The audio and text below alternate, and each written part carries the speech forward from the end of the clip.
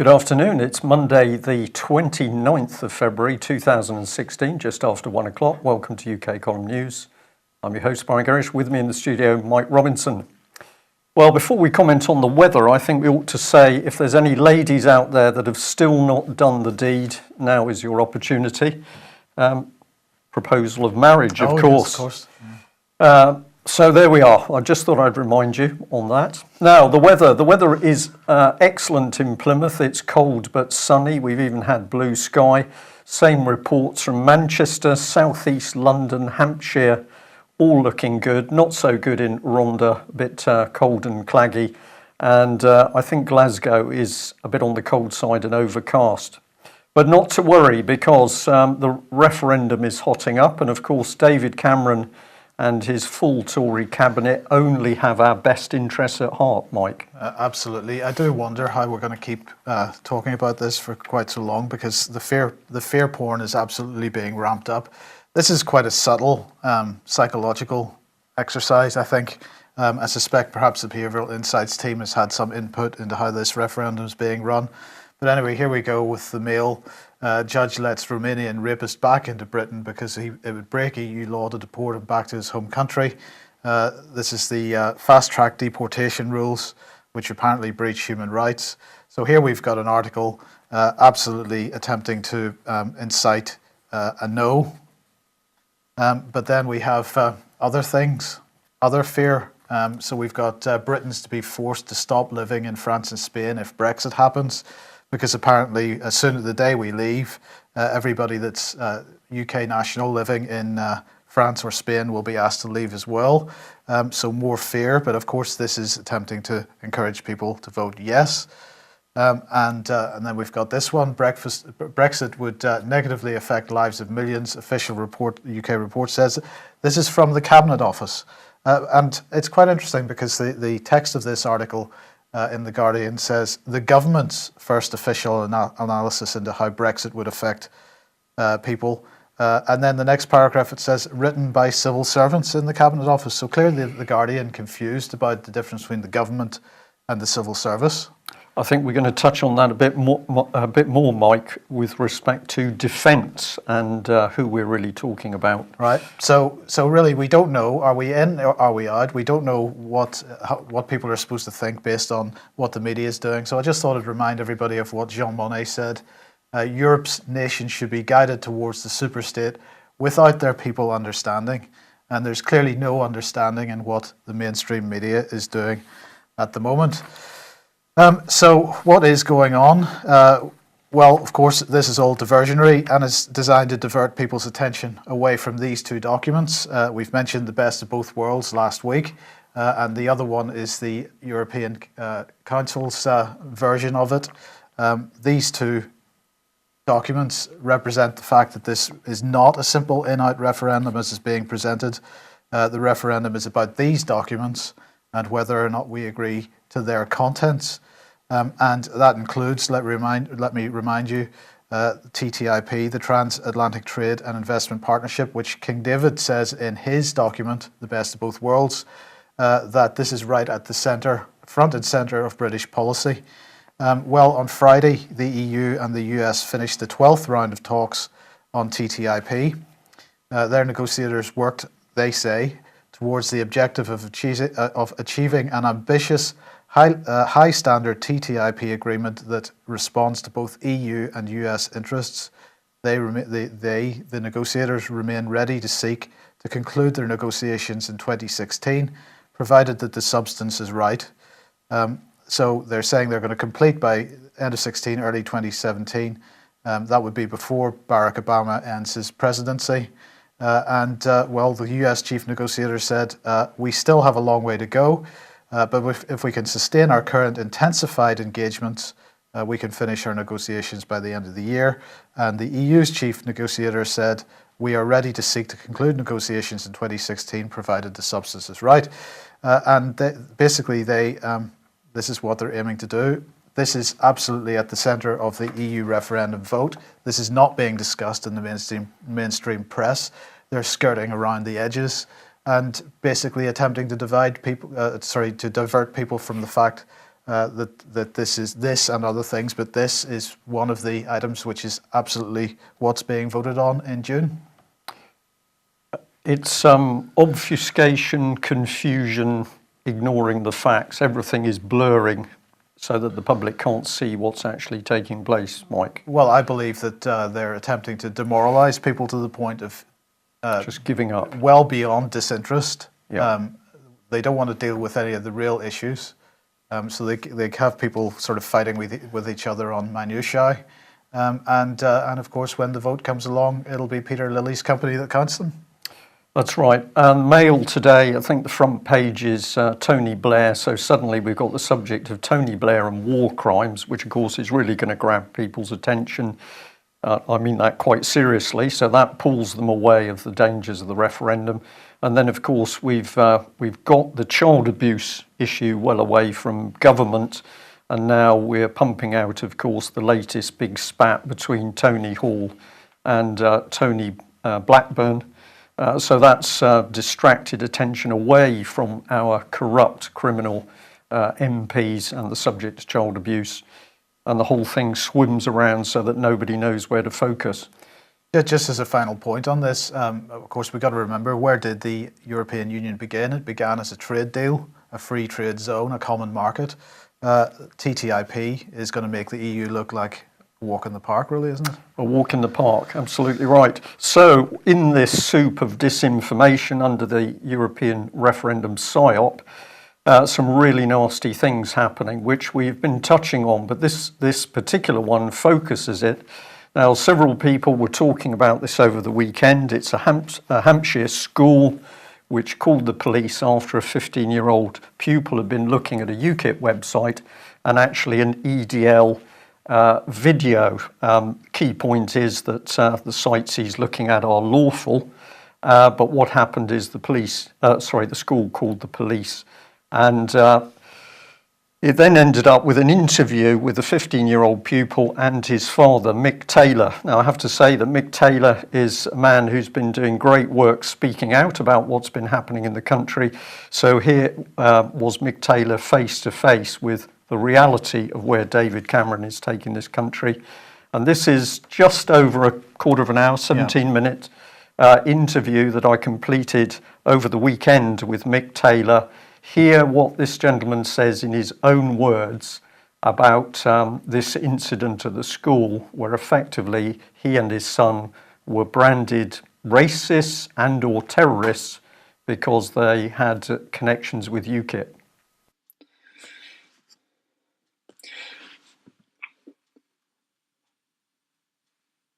So, Mr. Taylor, we should have you on the telephone now. Can you hear me?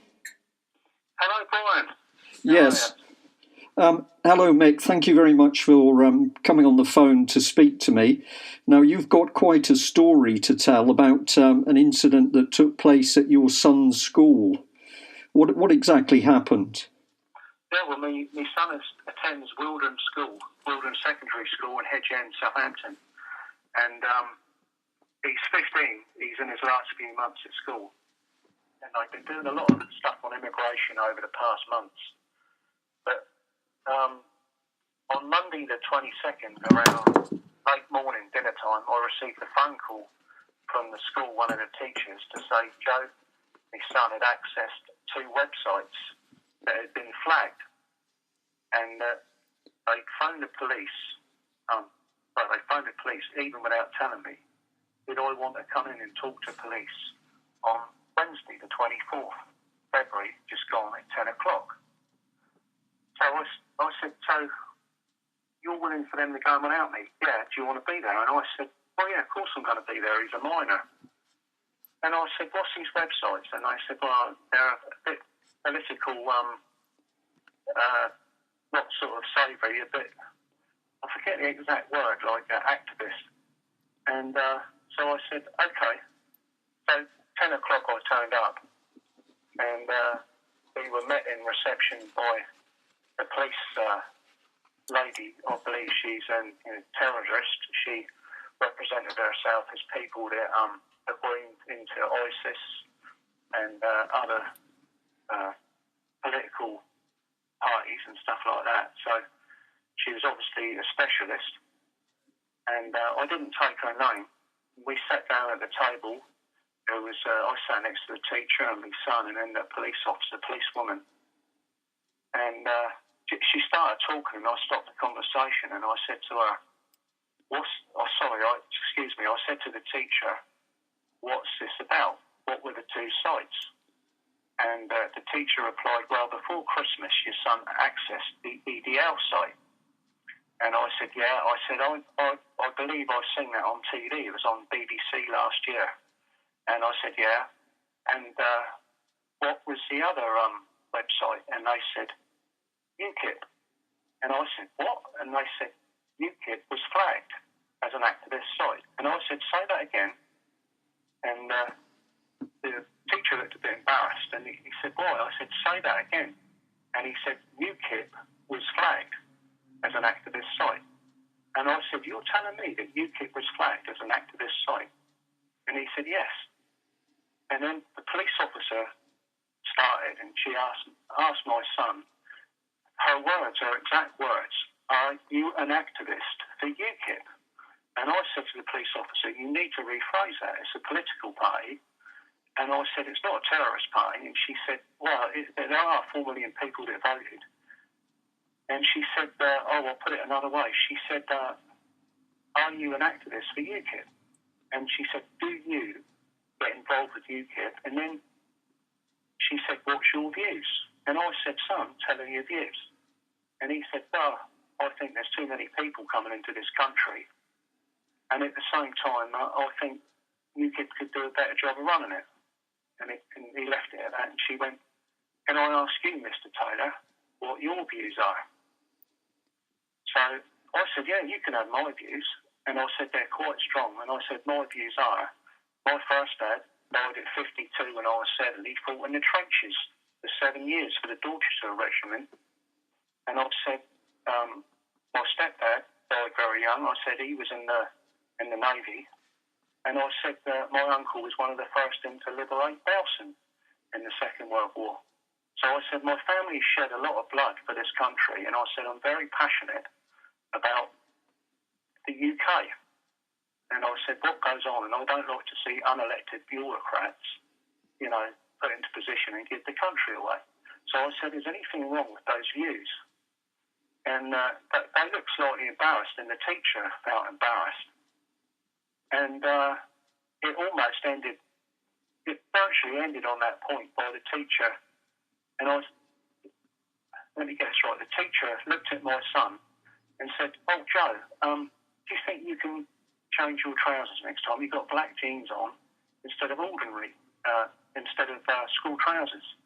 And my son said, well, hang on a minute. And I thought, you've just brought a terrorist officer in here, and he's just changed the subject completely. And with that, he ended the conversation. It was almost an embarrassment.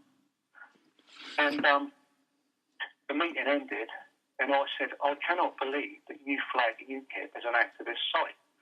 And that was it. There was nothing more said. We got up and left the room quick, and that was it. And from there, I went out and phoned the Daily Express. And Nick Gutteridge, the reporter that took up the story, was quite interested in the fact that UKIP had been flagged as an activist site. He got in touch with the school, and they couldn't deny it. They got hold of the police. And the whole thing is just completely kicked off from there. And it's gone mad on the internet. I believe there's thousands or hundreds of thousands of hits on the story and the video. But I think myself that what's come out of this is the school is fueled a massive debate on Europe. But most of all, the thing that concerned me in my phone paper was that I thought this is not just about me and my son or the family. This is about every person in this country. Because if you're in the comfort of your own home and you access a computer and you go on a UKIP website, you're going to be flagged. You're going to be flagged as an activist, and you're going to be flagged, same as the EDL or any other terrorist organisation. And I think that's alarming. And I think it made me realise we're very quickly moving into a police state. And I've been very sharp to point this out to reporters that I spoke to about the case. Mick, this story is incredible. It's also very simple, isn't it? That as you say, police are called to a school to interview a 15-year-old because the school apparently considers UKIP to be some sort of extremist, almost terrorist organisation. The lady police officer you said she mentioned terrorist things. Did she mention Prevent at all, which is the... No, I didn't hear the word prevent, but she actually described herself as someone who she interviews people that are groomed in, say, if you're being groomed for ISIS and terrorist groups like that. Right. So, she's trained. She's obviously specially trained and obviously sent in. And as you said, Prevent, it probably was, but I didn't. To be honest, I was so gobsmacked by being flagged as an activist, or my son, that I should have gone in with a pen and paper, and I didn't expect what I was going to hear. Really, I should have taken her name or details. But I was so taken back by what he said. That's why I asked him 3 times to repeat himself, and he was almost embarrassed to do it. And it's quite alarming. And I think if... Sorry to interject there, Mick. I was just going to say that this does not surprise me because a few months ago I was speaking to a police officer who was deeply concerned at the work the Metropolitan Police were doing, in particular, going into schools supposedly preventing extremism. But this officer felt that actually what was happening was that the police were almost grooming the children to get them into a frame of mind which would make them interested in extremism. She was deeply unhappy. And of course, the Prevent strategy, which I know hasn't been mentioned in this case, but I think it's almost certain that the police lady would have been from the Prevent team, because that's their job, to get around schools amongst other organisations. But here we've got 4 million people, more than 4 million people, who vote UKIP because they're deeply concerned at what the government's doing, principally with Europe. And now, if you dare to show an interest in UKIP, vote, or you're active, the government considers that you're some sort of semi-terrorist threat. This, as you say, is a move towards a police state. Well, one other thing from the interview is that after they finished on the UKIP, when they asked if we were involved in the EDL, she said, "Are you involved in the English Defence League?" And I said, "My son's not. I'm with him a lot. He's in the motorbikes." And I said if he was, I'd kick his backside because he don't go out looking for trouble. And the teacher looked at me and said, "Well, it's a bit like the Baby P case." And I said, "Hang on a minute. What's that got to do with it?" And he said, "Well, parents say they're not involved in messing around with their children, but sometimes people find out they are." So I said, "So what you're saying then is like, I'm telling you my son's not involved in terrorism, and he could be." And I just said, "I think you're out of order." And he went quiet. And so it's a bizarre questioning, bizarre, a really strange interview. Bizarre, but very sinister at the same time, Mick. Very sinister, but it's one of the things as well, the school as well. I've known a number of... last year on the election, the school was well known that during the election period, they put out a paper, Liberal, Labour and Conservative, and they put it all around the classes and they asked the kids to vote for a party. And a lot of the older kids said, "Look, there's no UKIP on it." And the teachers were telling them, "Well, it's not a proper political party." And so some of the kids didn't like it because they felt it wasn't right. So when you look back to last year, there's some strange stuff going on, and I think probably trying to re-educate them in some way. And but whether I should bring this up. I mean, my son had a bit of trouble at the school a year ago, and a number of people are there, and they've taken things to the school governing body.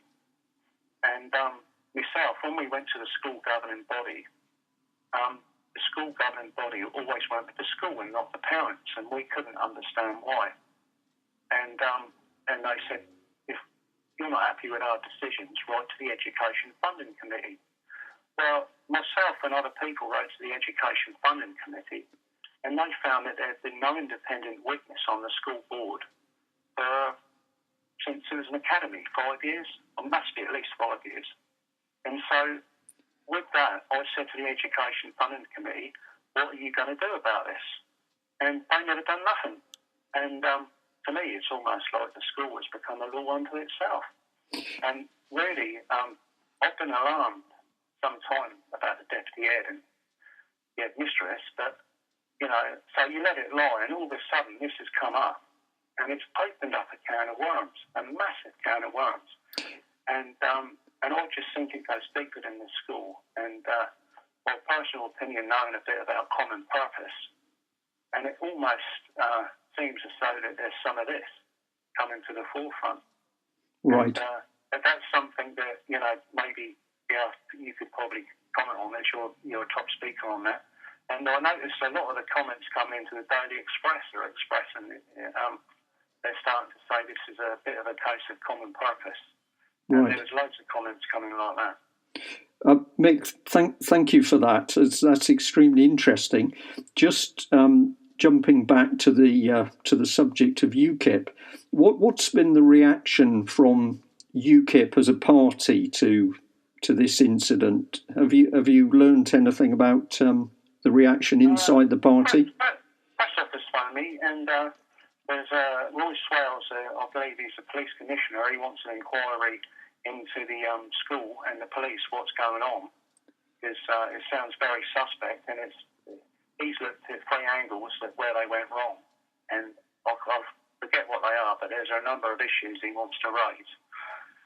And also, I believe at UKIP, they said they couldn't have paid for this sort of debate because it's absolutely massive, and I think it comes at a time on a debate on Europe, and I think it's just opened up a debate on Europe's moving into a surveillance society.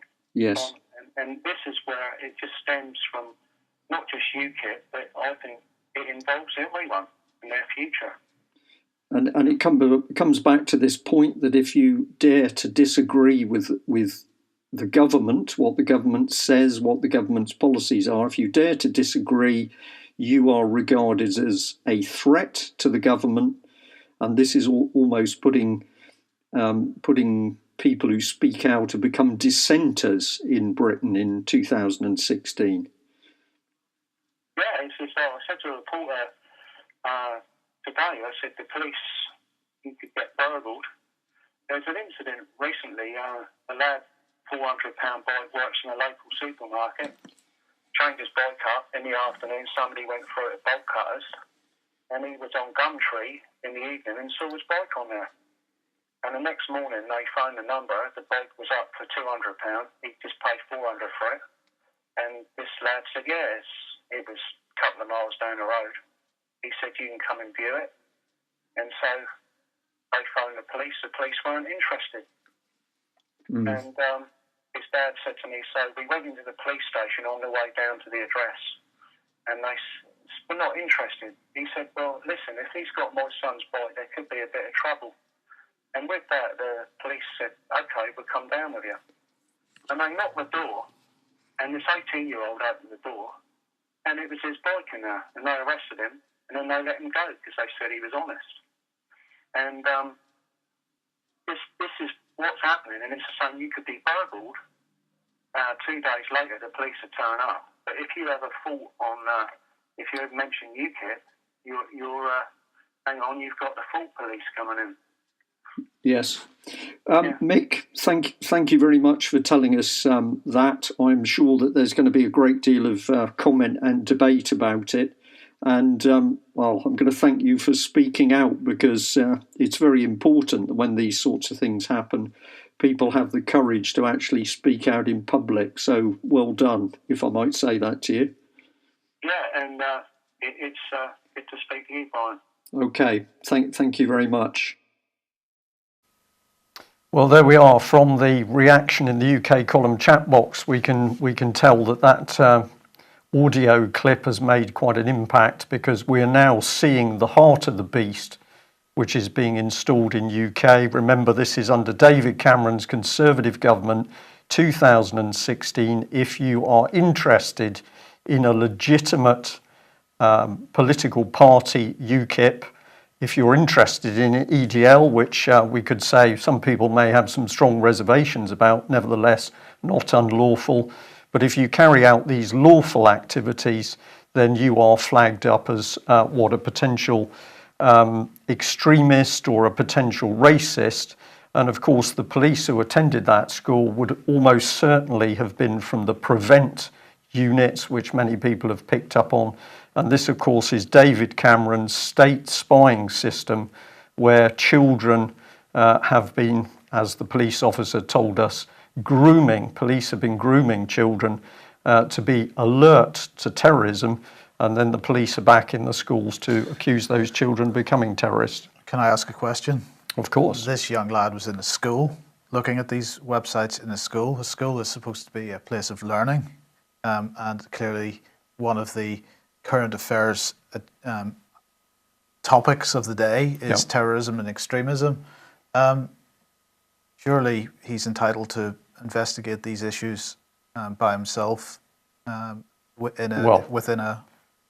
I know exactly what you're saying, right? But of course, the answer is in front of us, not anymore, because under David Cameron's Conservative government, you are only allowed to hold the views which David Cameron's government says. This is a dictatorship, and now we're seeing the extent of it. And let's remind ourselves of this incident which took place some time ago, but a UKIP couple had their foster children removed from care. This is Joyce Thacker, the leading lady. Let's just have a look at the comment in here. Rotherham Borough Council Strategic Director of Children and Young People Services, boss Joyce Thacker, sorry, there should be a space in there, told the BBC that her decision was influenced by UKIP's immigration policy, which she said calls for an end of the active promotion of multiculturalism. So this lady said of her own accord that UKIP was a racist party, and on that basis she said of her own accord she could take children away from UKIP parents. And we have to remember, of course, that Joyce Thacker, as I think you're about to make the point, was in charge at Rotherham at the time of most of the child abuse. And therefore, if she is actively promoting multiculturalism, clearly she's prepared to promote multicultural abuse of children as well. Well, this absolutely seems to be the case. But if we sum this up, we've now got 4 million plus UKIP voters essentially branded as racists or terrorists or both by Prime Minister David Cameron using Prevent. And he's going to use his police spying apparatus to get into schools to scare children and their parents. Very serious stuff. And we're going to continue to warn people that the dictatorship is not coming in the future, it's installing itself now. We covered this topic with Ian Crane a couple of nights ago, and if you go on the UK column website, if you haven't seen that edition of Humanity versus Insanity, Mike has put it in the featured video section, so you can... On the front page, so just scroll down to about halfway down the front page and you'll see that there. Okay. And just to let you know that Ian Crane has finalised the speakers for the AV7 conference event. So if you haven't had a look at the Alternative View website, please have a look and do get along to that if you can. That is alternativeview.co.uk. I'll just put Alternative View 7 into Google and you'll get there. Vanessa Beeley, Dr. Graham Downing, Ian R. Crane speaking, Michael Shrimpton, Max Egan, Phil McConnell, Patrick Henningsen, Willem Felderhoff, Thomas Sheridan and Zen Gardner this year. Right. So what's next? I wanted to highlight this article here from Dan Glazebrook in Russia Today. Who are the real culprits behind the UK's collapsing public services? Because this is a point we've been making for quite a long time, and it's good to see this this view coming from a relatively mainstream journalist. So what he says here is, anyone following David Cameron's negotiations with the EU or the subsequent in-out referendum debate in Britain would perhaps be forgiven for believing that migration is the cause of Britain's woes. Cameron himself has been cultivating the link in voters' minds between migration and public service decline since at least 2013, when he made clear his desire to prevent migrants from accessing public services and even the NHS. And so he finishes off by saying, this is precisely, after he discusses this quite a bit more, he says this is precisely what's happening with migrants. They're being scapegoated for a collapse in public services that is the inevitable consequence of government's policy of transferring wealth from public sector to the private, a collapse that would still be occurring even if not a single foreigner had set foot on British soil in the last 20 years. Indeed, it would likely be far worse given their role in actually providing Britain's public services as low-paid workers. Where Lanchester is wrong, however, is simply bad luck. Okay, so he's been talking about that during the article. Do read it. And he finishes off by saying, knowing their own culpability, the British government are willfully and cynically directing anger away from themselves and the billionaire class they represent and towards some of the most vulnerable in society. Yeah. This is the oldest trick in the book. Well, indeed it is, Brian, but people still fall for it. Well, what we can do is keep pumping out the truth as we see it and analysing the situation, Mike, and asking all the people who are awake with UK Column to stay effectively on theme. We have to alert people to the fact that Britain is being destroyed from the inside. It is our own politicians and their fraudulent banking backers who are the enemy of the state. We've called them traitors. We've warned about the treason. And now, of course, with the public sector institutions collapsing, we can absolutely see the fruits of these people. So it's no good fighting amongst each other, and it's no good pointing fingers at people within the NHS, for example. The people responsible ultimately are the people who sit in Parliament, criminals and traitors, and of course we know perverts. Not all of them, most. Russia now, and this is another article I wanted to highlight from Russia Insider. The US is planning a colour revolution in Russia, but Putin is ready. They're saying Putin has urged the FSB to suppress any attempts at foreign influence in the upcoming general election in Russia. If you read between the lines, Putin is warning about a colour revolution coming to Russia, but Russia is ready. And they give a number of quotes from this. I'm not really going to say very much more about it. Do have a read at this article. It's very interesting and quite to the point.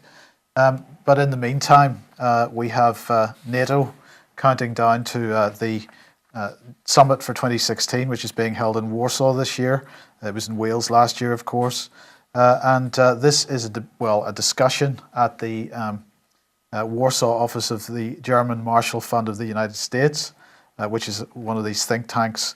It hosted Ambassador Douglas E. Lute, for example, and I just wanted to quote him from this because it said he said that he's confident that during the Warsaw summit there will be solidarity between NATO's allies and that the summit itself will mark the beginning of a new phase in NATO's history.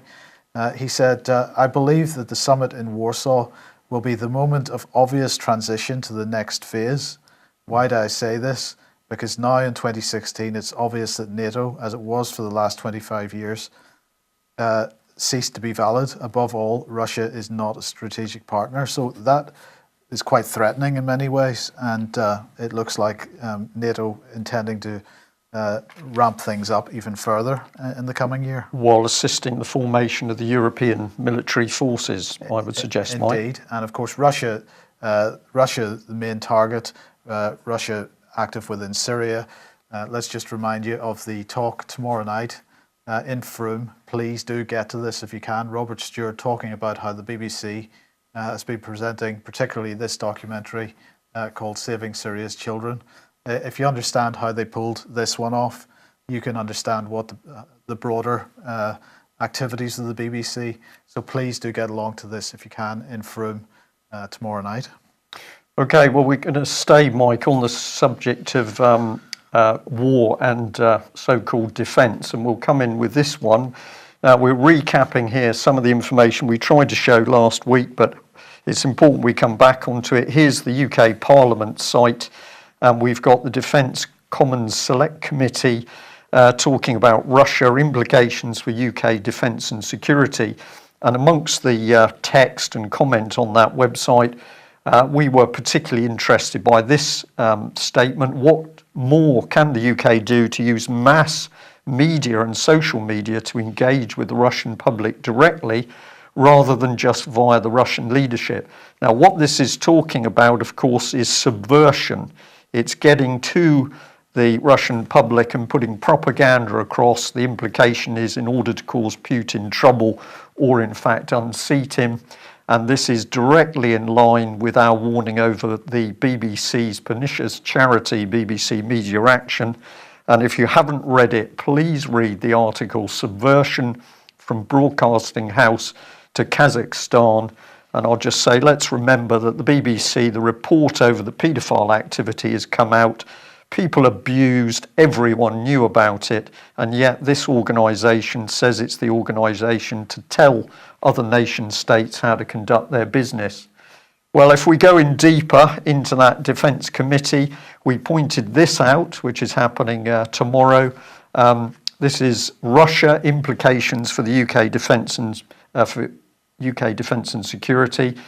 We're very interested that they bring forth witnesses. Now, normally witnesses are to bring forth facts and truth. I absolutely question that. But this is what they say they're looking at, how the UK should manage its capabilities to engage with Russia whilst mitigating military confrontation. Putting your troops right on the Russian border, of course, is to mitigate confrontation. Explore the nature and extent of Russian military capabilities and the key elements and objectives of Russia's military policy and strategy. Understand the extent to which the UK has adequate information about Russian military capability. So, whether or not that sounds good, let's remember, of course, that David Cameron thinks that President Putin is so bad he eats children. UK column words, but we understand where we were going. So who are the witnesses? Well, this is where it gets very murky, because if you look at the witnesses called forward, these are all Chatham House, the Royal Institute of International Affairs, placemen and women, mainly men. But there is no independence in these people at all. James Sher, Keir Giles here, Chatham House. This gentleman... Łukasz Kulesa.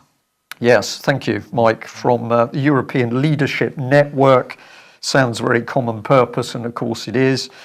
We've got gentlemen like this man, Mark Leahy. What's his experience? He's a journalist.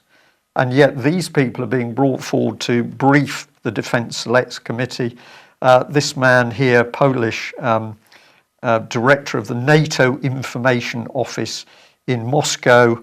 If you read their CVs, don't believe what I'm saying now, read the CVs and see for yourself that these people are full of vested interest. And they link through to this, the Defence Academy of the United Kingdom, and here we see these vested interests linked together with the government and senior military personnel. So this gentleman here, Sir Tom Phillips, also linked to Chatham House. These are the key questions. Who are they? Who elected them? How were they chosen to advise on defence?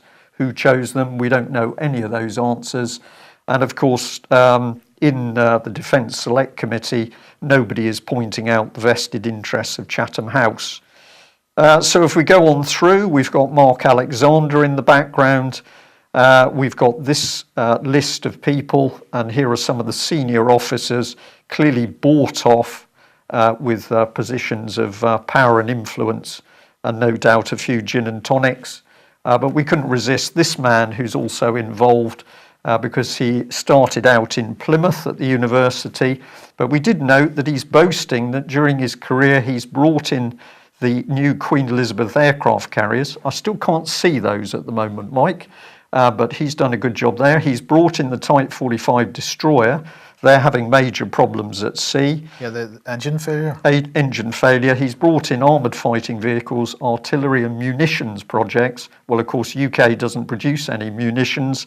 And he's also brought in the F-35 Lightning II aircraft, which doesn't work. Doesn't work.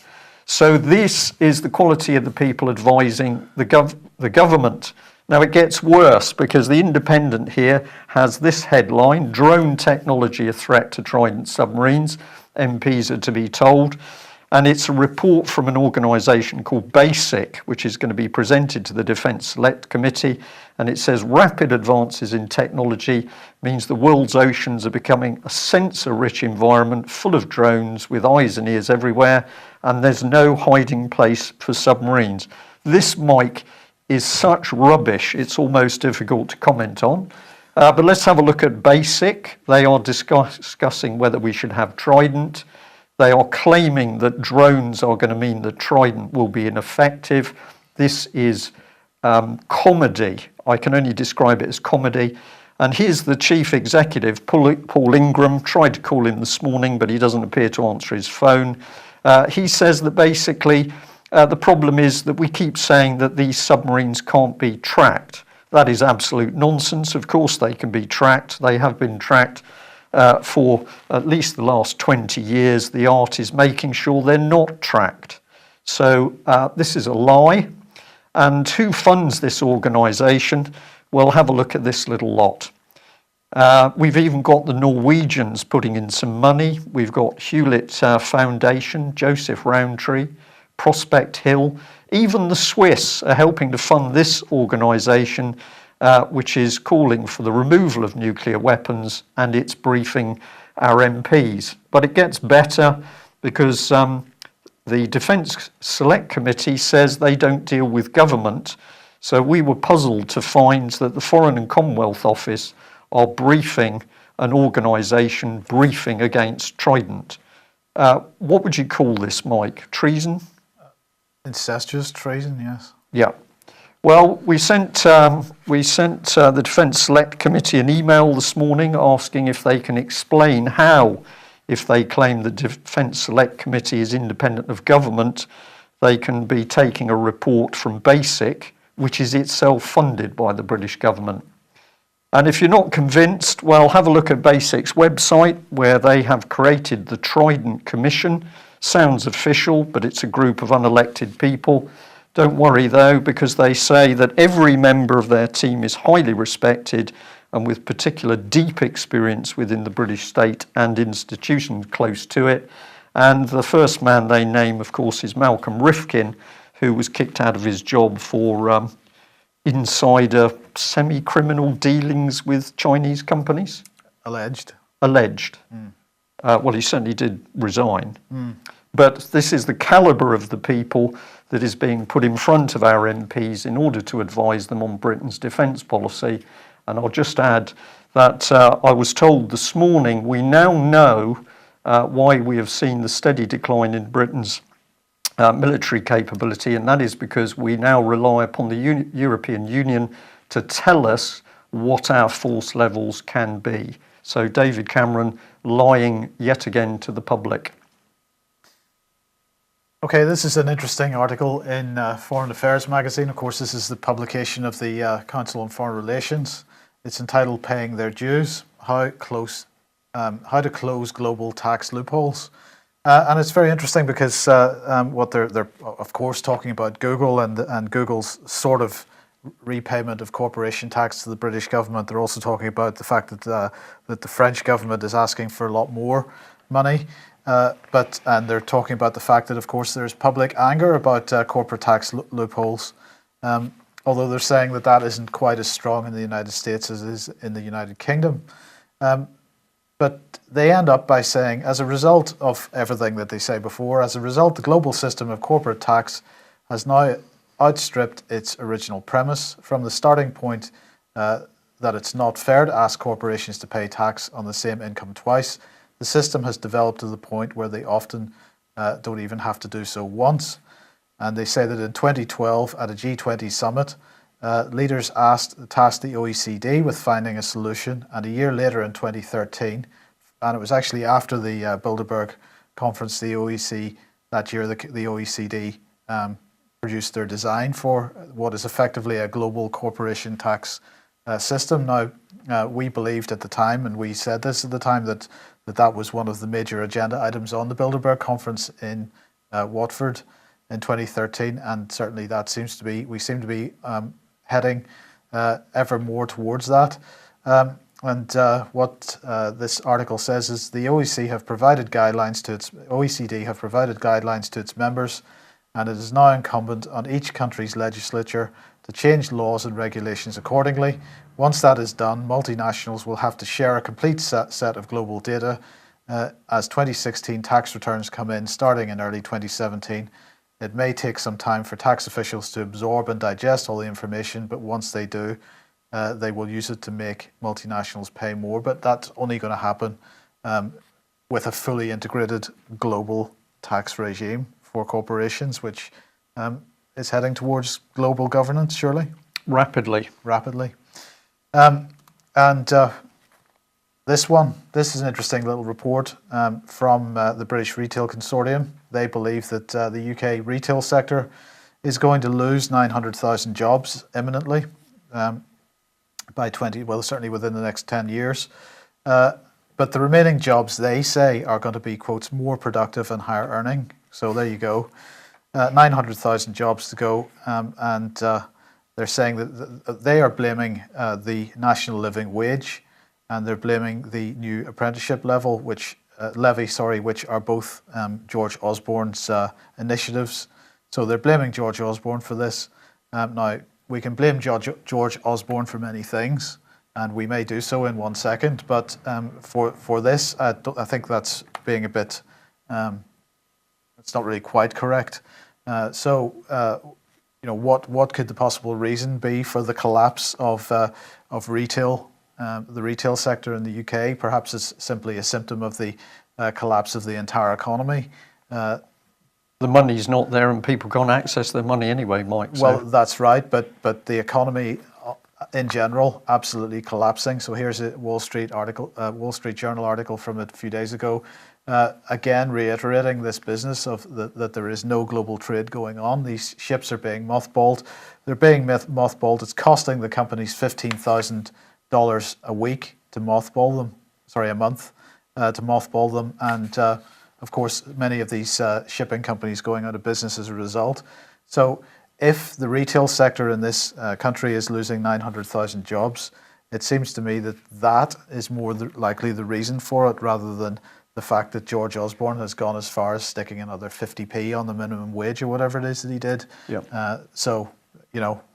It's Osborne is to blame for this, but on a much broader economic level than just the living wage. And certainly they're not talking about the underlying factors which are Indeed. doing it.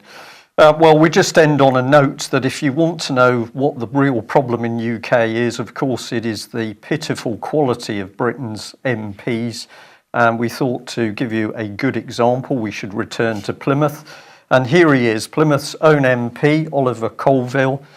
He sent out an electronic briefing that says his busy programme is how he's doing in the upcoming EU referendum, how he's voting. He's got pharmacy, he's got the National Hedgehog campaign, he's going to Norway, and he's having a look at Plymouth's transport links. And we're going to clean for the Queen campaign. Well, he can be sweeping up the streets for the Queen. I certainly won't. So all the things we've mentioned, we've got a dictatorship coming, we've got unemployment, we've got a privatised NHS, we've got the military being ripped apart. And the best this MP can do is stick to hedgehogs, because apparently his mum told him some very nice stories when he was younger.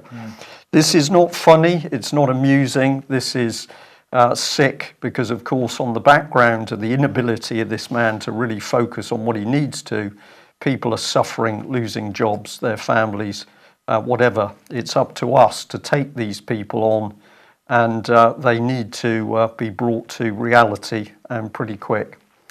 Thank you for joining us today. We will be back at the same time tomorrow. Bye-bye. Bye-bye.